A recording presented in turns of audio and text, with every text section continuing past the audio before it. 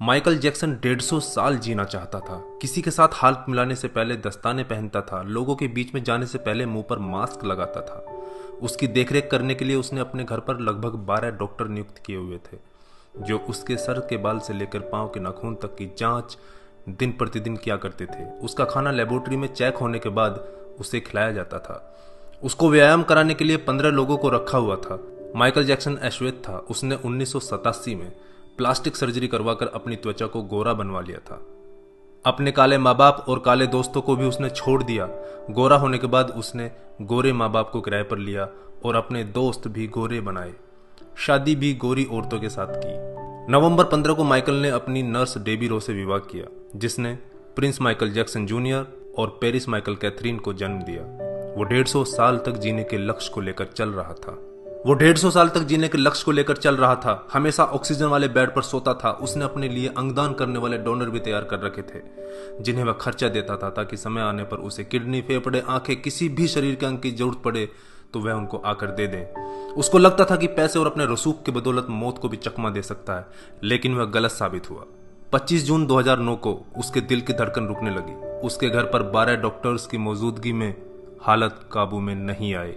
सारे शहर के डॉक्टर उसके घर पर जमा हो गए, वह भी उसे नहीं बचा पाए। उसने 25 साल तक बिना डॉक्टर से पूछे कुछ नहीं खाया था। अंत समय में उसकी हालत बहुत खराब हो गई थी। 50 साल तक आते आते वह पतन के करीब पहुंच गया था और जून 25, 2009 को वह इस दुनिया से चला गया। जिसने अपने लिए 150 साल जीने के इंतजाम कर रखे थे, उसका इंतजाम धरा का धरा रह गया दोस्तों। जब उसकी बॉडी को पोस्टमार्टम हुआ तो डॉक्टर ने बताया कि उसका शरीर हड्डियों का ढांचा बन चुका था। उसका सिर गंजा था, उसकी पसलियां, कंधे, हड्डियां टूट चुके थे।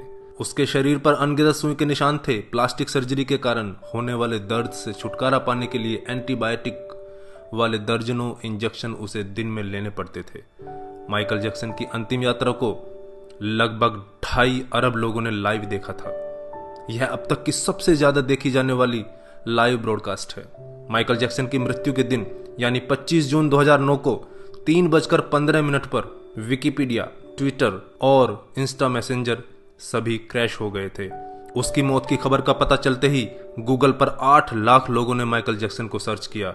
ज्यादा सर्च होने के कारण गूगल पर सबसे बड़ा ट्रैफिक जाम हुआ था और गूगल क्रैश हो गया था। 2.5 घंटे तक गूगल काम नहीं कर पाया था। मौत को चकमा देने की सोच रखने वाले हमेशा मौत से चकमा खा जाते हैं दोस्तों। कुल मिलाकर सार यही है कि बनावटी दुनिया के बनावटी लोग कुदरती मौत की बजाय बनावटी मौत ही मरते हैं। क्यों करते हो गुरूर अपने 4 दिन के ठाठ पर? मुट्ठी भी खाली रहेगी जब पहुंचोगे घाट पर। क्या हम builders, interior designers, caterers, decorators के लिए कमा रहे हैं दोस्तों? हम बड़े बड़े कीमती मकानों और बेहद खर्चीली शादियों से किसे इंप्रेस करना चाहते हैं? क्या आपको याद है कि 2 दिन पहले किसी की शादी में आपने क्या खाया था? जीवन के प्रारंभिक वर्षों में क्यों हम पशुओं की तरह काम करते रहते हैं और काम में जुटे रहते हैं? कितनी पीढ़ियों के खान पान और लालन पालन की व्यवस्था हम करना चाहते हैं? हम में से अधिकांश लोगों के 2 बच्चे हैं, बहुत का तो सिर्फ एक ही बच्चा है। हमारी जरूरत कितनी है और हम कितना पाना चाहते हैं, इसके बारे में जरा सोचिए। क्या हमारी अगली पीढ़ी कमाने में सक्षम नहीं है जो हम उनके लिए ज्यादा से ज्यादा सेविंग कर देना चाहते हैं? क्या हम सप्ताह में 1.5 दिन अपने मित्रों, अपने परिवार और अपने लिए स्पेयर नहीं कर सकते? क्या आप अपनी मासिक आय का 5% अपने आनंद के लिए, अपनी खुशी के लिए खर्च करते हैं? सामान्यतः जवाब नहीं में ही होता है। हम कमाने के साथ साथ आनंद भी क्यों नहीं प्राप्त कर सकते दोस्तों?